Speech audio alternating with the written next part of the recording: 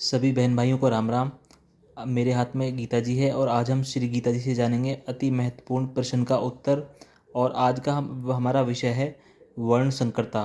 वर्ण संकरता से तात्पर्य है कि यदि कोई पुरुष है और वो अपने से भिन्न किसी वर्ण में, किसी जाति में, किसी अन्य मजहब में यदि की महिला से यदि वो जो है संयोग करता है, विवाह करता है या बिना विवाह के संयोग करता है और उनसे कोई संतान उत्पन्न होती है तो वो वर्ण संकर संतान होगी। इसका हम प्रमाण देखेंगे। तो ये श्री गीता जी है और ये जो है श्रीमद् भगवद गीता तत्ववेचनी गीता प्रेस गोरखपुर की है। तो इससे हम पढ़ेंगे वर्ण संकरता क्या होती है। इसमें लिखा हुआ है विभिन्न वर्णों के पर पुरुषों के साथ संयोग होता है। जब क्या लिख रहा है, विभिन्न वर्णों के पर पुरुषों के साथ संयोग होता है और माता और पिता के भिन्न भिन्न वर्णों के होने से, मतलब माता अपने अलग वर्ण की है और पिता अपने अलग वर्ण के हैं, भिन्न भिन्न वर्णों के होने से संतान उत्पन्न होती है, वह वर्ण संकर होती है। तो ये लिखा हुआ है गीता जी में। अब ये लिखा है वर्ण संकर होती क्या है, क्योंकि हमारे जो आजकल तथाकथित पढ़े लिखे एक नया समाज चला है, नई जनरेशन चली है, वो इन सब चीज़ों को नहीं मानती। आजकल किसी भी जो है वर्ण की महिला किसी अन्य वर्ण के पुरुष से या किसी अन्य, यदि कोई हिंदू महिला है तो वो किसी मुसलमान के लड़के से, यदि कोई हिंदू महिला है तो किसी सिख लड़के से, किसी क्रिश्चियन लड़के से, इसी प्रकार पुरुष भी अन्य वर्णों से, अन्य जाति की जो महिला से विवाह करते हैं या विवाह के बाद जो उनकी संतान होती है वो उत्पन्न होती है। तो इसके बारे में वर्ण संकरता के बारे में दिया गया है। तो ये हमारे गीता जी के प्रथम अध्याय, ये आप देख रहे हैं प्रथम अध्याय में, और इसमें दिया गया है श्लोक संख्या 40। इस श्लोक संख्या 40, 41, 42, 43, 44 में इस चीज़ का वर्णन है। तो इसको हम पढ़ते हैं। एक कुल मर्यादा ही ऐसी वस्तु है जिसका संबंध सारे कुटुंब के साथ रहता है। जिस समाज या कुल में परंपरा से चली आती हुई शुभ और श्रेष्ठ मर्यादाएं नष्ट हो जाती हैं, ध्यान दें कि जो हमारी परंपराएं और जो श्रेष्ठ मर्यादाएं वो नष्ट हो जाती हैं, वह समाज या कुल बिना लगाम के मत वाले घोड़े के समान यथेच्छाचारी हो जाता है। तो हमारा जो है एक मत वाला घोड़ा बन गया है आजकल जो समाज है। जो पुरानी परंपराएं चली आ रही हैं, लोग उसको कुरीति बोल के और उसको फॉलो करने से बचते हैं। तो इसमें लिखा हुआ है, हे कृष्ण, पाप के अधिक बढ़ जाने से कुल की स्त्रियां अत्यंत दूषित हो जाती हैं और वार्ष्णेय स्त्रियों के दूषित हो जाने पर वर्ण संकर उत्पन्न होता है।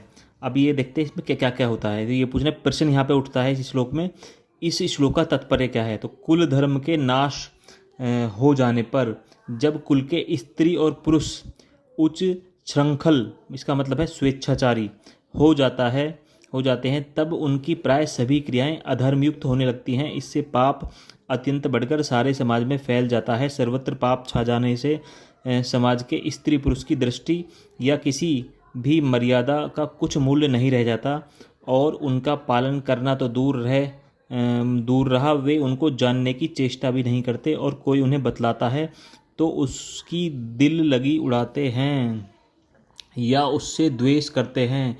ऐसी अवस्था में पवित्र सती धर्म का, जो समाज के धर्म की रक्षा का आधार है, अभाव होता है।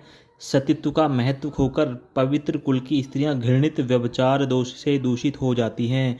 आजकल मॉडर्नाइजेशन के नाम पे क्या क्या हो रहा है। लोग खुलेआम गर्लफ्रेंड और बॉयफ्रेंड बने जा रहे हैं। विवाह से पूर्व ही लोग जो है इस तरह के संयोगों में आ जाते हैं और जो है एक लिव इन रिलेशनशिप का एक नया दौर चला है जो बिल्कुल हमारे धर्म के विपरीत है। और ये सब मॉडर्न बन के हम अपने आप को पढ़ा लिखा हो बोल के करते रहते हैं। उनका विभिन्न वर्णों के पर पुरुषों के साथ संयोग होता है। ये ध्यान दीजिए, उनका विभिन्न वर्ण मतलब अलग अलग वर्णों के पर पुरुषों के साथ संयोग होता है। माता और पिता भिन्न भिन्न वर्णों के, ध्यान दीजिए, माता और पिता दोनों के वर्ण कैसे हैं, भिन्न भिन्न होने से जो संतान उत्पन्न होती है वह वर्ण संकर होती है। इस प्रकार सहज ही कुल की परंपरागत पवित्रता बिल्कुल नष्ट हो जाती है। अब इस जो है वर्ण संकरता से होने से क्या क्या परेशानियां या दिक्कतें होती हैं, इसको हम पढ़ेंगे। जैसा हम सभी जानते हैं, अभी श्राद्ध पक्ष गया था। श्राद्ध पक्ष में हमने अपने पितरों को जो है श्राद्ध और तर्पण किया और ताकि उनकी तृप्ति हो जाए। अब देखते हैं वर्ण संकर के मामले में ये क्या लिखा हुआ है। वर्ण संकर कुलघातियों को और कुल को नरक में ले जाने के लिए होता है।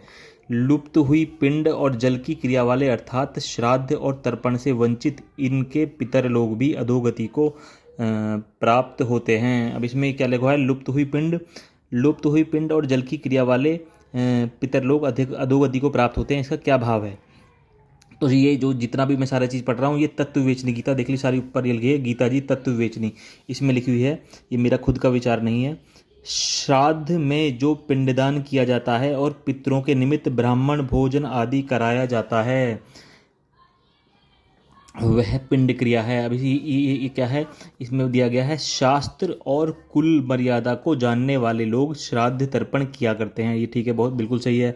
परंतु कुल घातियों के कुल में धर्म नष्ट हो जाने से वर्ण संकर उत्पन्न होता है। पीछे हमने पढ़ा वर्ण संकर होता क्या है, वे अधर्म से उत्पन्न है। जाहिर सी बात है, जब हमारे धर्म के खिलाफ है तो धर्म से अधर्म ही होगा। वे अधर्म से उत्पन्न और अधर्माभिभूत होने से प्रथम तो श्राद्ध तर्पण आदि क्रियाओं को जानते ही नहीं हैं, क्योंकि हम तथाकथित पढ़े लिखे लोग हुए हैं तो हम इन सब चीज़ों पर विश्वास नहीं करते हैं। और यदि हमें कोई बतलाता भी है तो श्रद्धा न रहने से करते नहीं हैं, क्योंकि यदि कोई ज़बरदस्ती हमसे करवाएगा तो श्रद्धा तो होगी नहीं, तो श्रद्धा न रहने से करते नहीं हैं। यदि कोई करते भी हैं तो शास्त्र विधि के अनुसार उनका अधिकार न होने से, शास्त्र विधि इसको निषिद्ध करती है कि यदि कोई अधर्म युक्त हमारी संतान है उसके द्वारा किया गया श्राद्ध नहीं लगेगा। तो ये लिखा हुआ है श्राद्ध विधि के अनुसार उनका अधिकार न होने से वह पितरों को नहीं मिलती। मतलब हमारा पिंडदान जो हम करते हैं या हमारा जो है तर्पण जो हम करते हैं वो पितरों को नहीं मिलता। इस प्रकार जब पितरों को संतान के द्वारा पिंड और जल नहीं मिलता तब उनका पतन हो जाता है। बहुत ही ज़रूरी चीज़ है भैया। अब यहाँ लिख रहा है वर्ण संकर दोषों